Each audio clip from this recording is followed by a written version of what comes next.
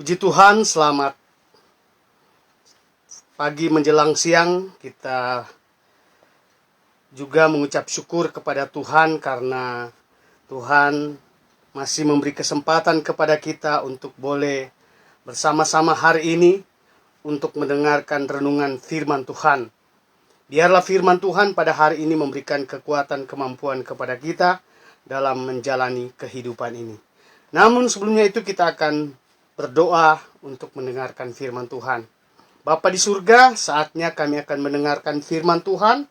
Mari Bapa, sertai kami dalam pendengaran firman Tuhan, supaya firman Tuhan yang datang kepada kami memberikan arahan kepada kami, memberikan kekuatan kepada kami, supaya kami tetap teguh dalam menghadapi kehidupan kami di tengah-tengah dunia yang penuh dengan masalah ini. Sebab itu kami serahkan semua ke dalam tangan kuat kuasa-Mu. Terima kasih Bapa. Kami sambut kebenaran firman-Mu dalam nama Tuhan Yesus Kristus. Haleluya. Amin. Puji Tuhan, Bapak Ibu yang saya kasih di dalam Tuhan, para pendengar renungan firman Tuhan pada saat ini. Saya percaya saudara dalam pemeliharaan dan perlindungan Tuhan, dalam belas kasihan Tuhan yang besar, yang ajaib, selalu terjadi dalam kehidupan kita. Pada hari ini saya mau angkat tentang alasan mengapa kita tetap ada dalam kasih Allah.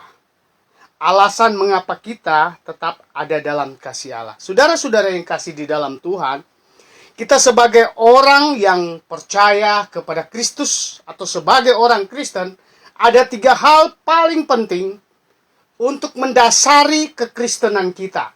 Pertama yaitu percaya, melakukan perintahnya, dan setia kepada Tuhan. Saudara-saudara yang kasih di dalam Tuhan, dari 3 perkara ini, satu dengan yang lain tidak bisa dipisahkan. Kalau hanya sekedar saudara percaya, tidak setia, tentu banyak orang pun melakukan. Di dunia pun melakukan itu.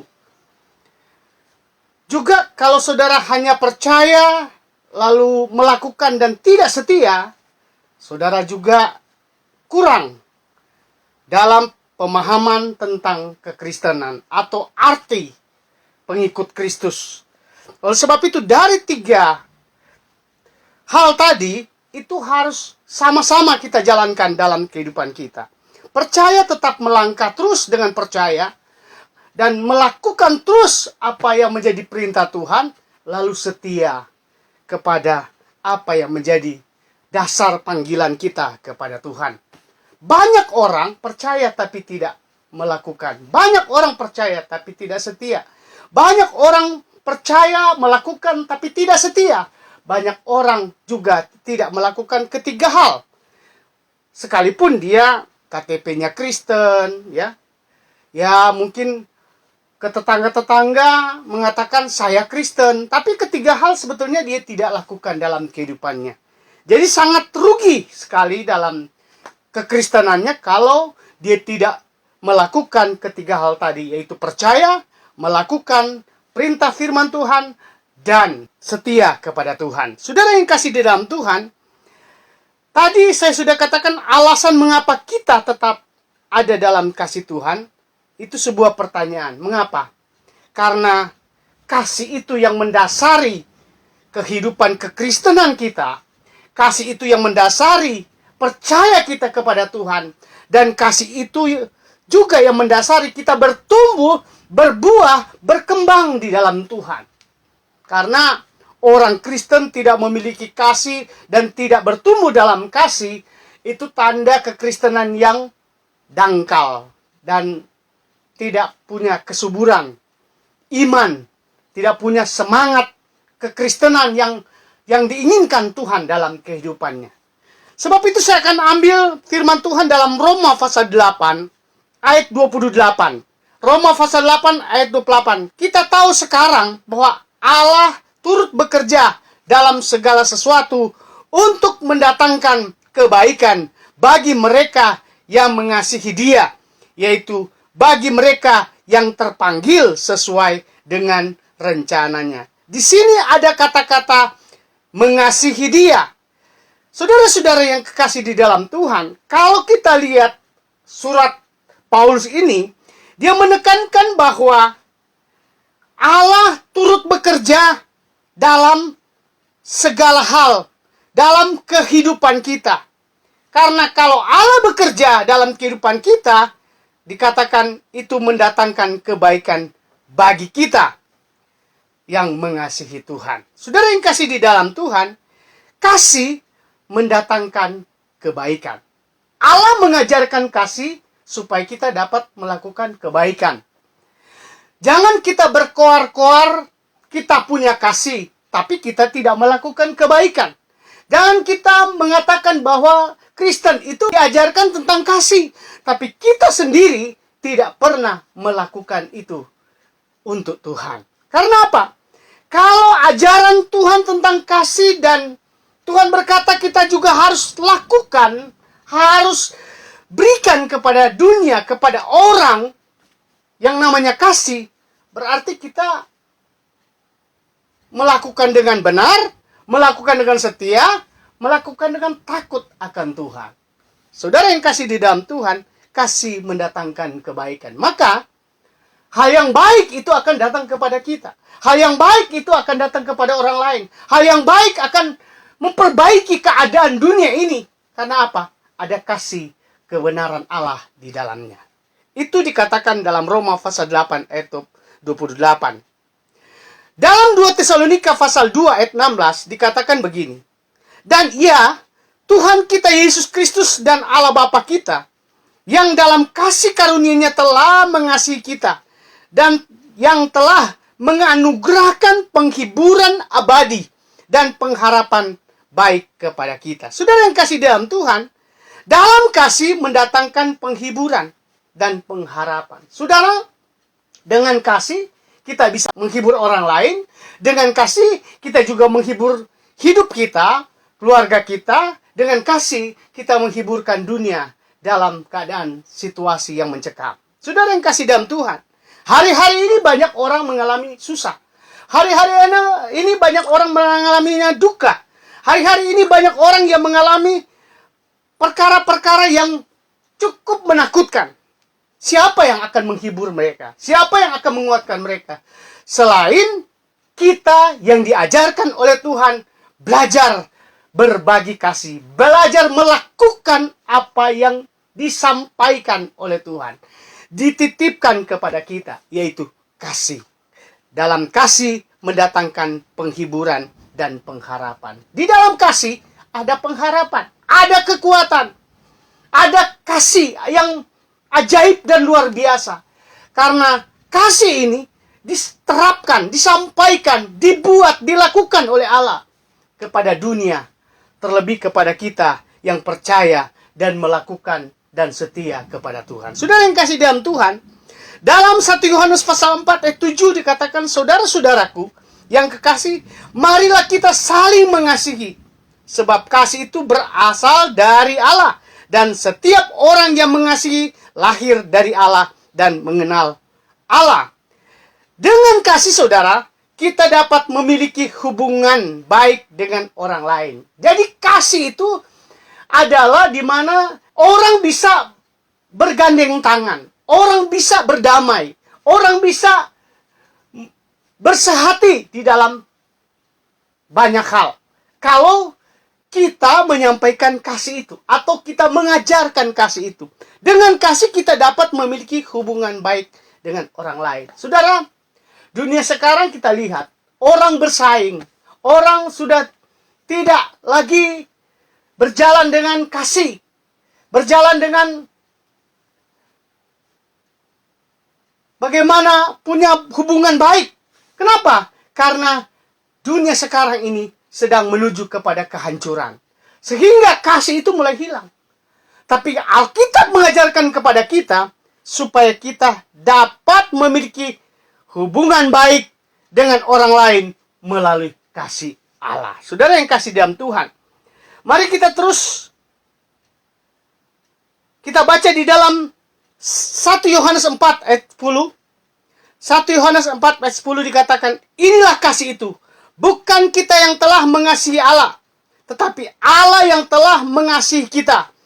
dan yang telah mengutus anaknya sebagai pendamai bagi dosa-dosa kita. Kita lihat di sini bahwa Allah menerapkan kasih itu luar biasa. Menerapkan kasih kepada dunia, kepada setiap orang itu luar biasa. Inilah kasih itu dikatakan. Bukan kita yang telah mengasihi Allah, tetapi Allah yang telah mengasihi kita. Kita lihat Allah benar-benar ingin merebut kembali kita dari tekanan dunia, dari masalah dosa, dan dari perbuatan-perbuatan yang menyakiti hati Tuhan. Tuhan merebut kita dengan kasih-Nya lewat Yesus Kristus mati di atas kayu salib, supaya kita dibebaskan dari hukuman. Kita dibebaskan dari perkara-perkara yang membinasakan kita. Karena dikatakan dengan kasih kita diperdamaikan dengan Allah. Kenapa dikatakan diperdamaikan dengan Allah? Kalau kita hidup dalam dosa, berarti kita menjadi musuh Allah. Kalau kita hidup dalam perbuatan-perbuatan keji, perbuatan-perbuatan yang tidak benar, itu kita menjadi musuh Allah. Tapi Allah tetap menanti, membuka pintu anugerah selebar-lebarnya, sebesar-besarnya, bagi setiap orang, bagi kita semua yang mau dan datang meminta ampun kepada Tuhan dan menyerahkan seluruh hidupnya kepada Tuhan. Dan kita akan melihat ada perubahan dalam diri kita ketika kasih Allah dengan kuasa Roh Kudus, dengan cinta Roh Kudus akan mengubah keadaan kita. Maka kita menjadi anak-anak Tuhan sebagai pelaku firman Tuhan. Dalam 1 Yohanes pasal 4 ayat yang ke-12 dikatakan begini. Tidak ada seorang pun yang pernah melihat Allah. Jika kita saling mengasihi, Allah tetap di dalam kita dan kasih-Nya sempurna di dalam kita. Jika kita saling mengasihi, Allah tetap di dalam kita dan kasih-Nya sempurna di dalam kita. Saudara yang kasih di dalam Tuhan, ini sebuah ajaran. Kita disuruh harus saling mengasihi. Karena ini adalah sebuah perintah Allah. Dikatakan jika kita saling mengasihi, Allah tetap ada di dalam kita. Jadi bagaimana dengan orang tidak saling mengasihi? Tidak mengasihi satu dengan yang lain. Apakah ada Allah ada di dalam mereka? Tentu ayat ini mengatakan bahwa kalau kita saling mengasihi, Allah di dalam diri kita. Tentu tidak ada Allah dalam diri mereka ketika mereka tidak memiliki kasih.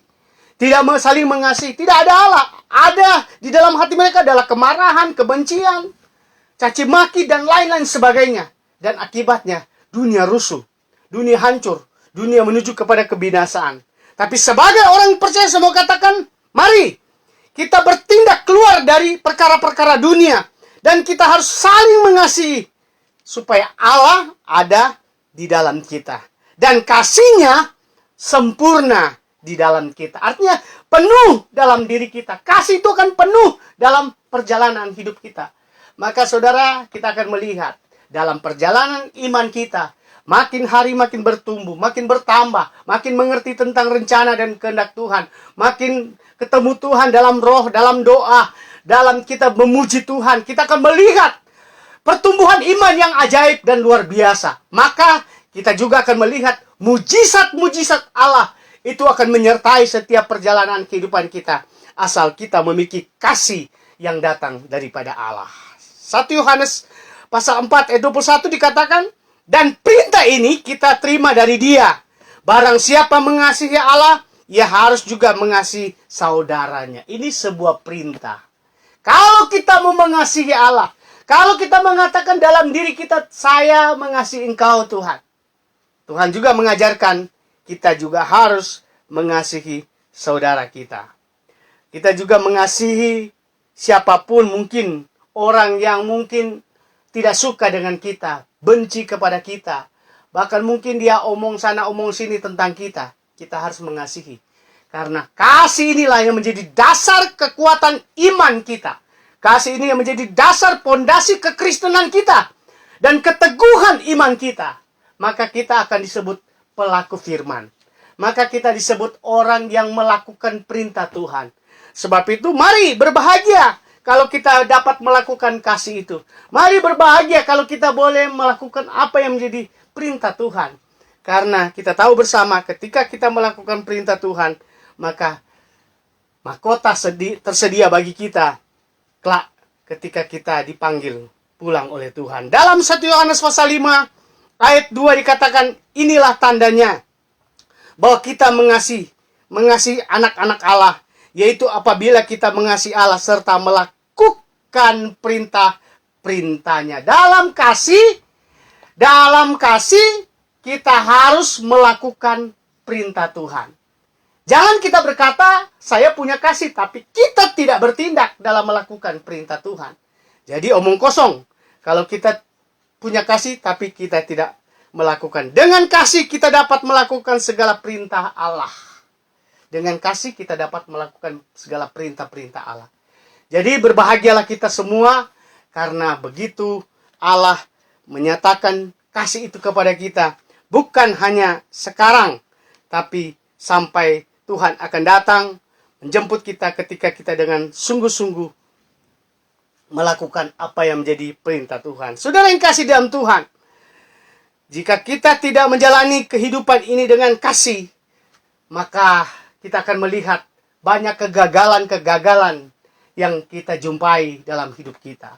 Banyak masalah-masalah yang kita jumpai dalam hidup kita. Baik dalam pribadi kita sendiri, maupun di tengah-tengah keluarga kita, kita akan banyak masalah.